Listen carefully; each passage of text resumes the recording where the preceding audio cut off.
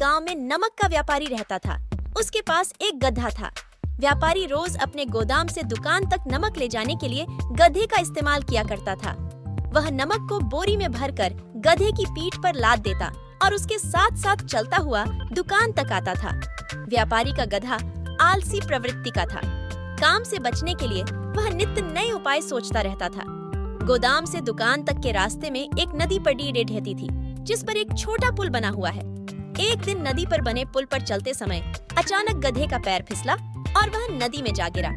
नदी के पानी से नमक की बोरी भीग गई।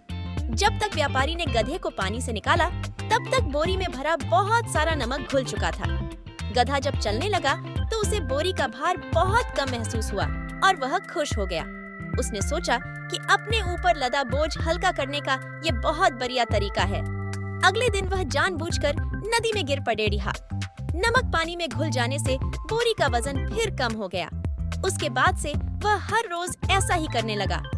रोज रोज गधे की ये हरकत देखकर व्यापारी उसकी चालाकी समझ गया। उसने गधे को सबक सिखाने का फैसला कर लिया और अगले दिन बोरी में नमक के स्थान पर रुई भरकर गधे की पीठ पर लाद दिया।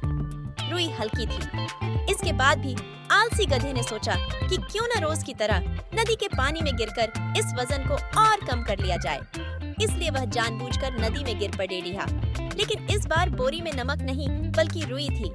पानी में भीगकर रुई का वजन कई गुना बढ़ गया।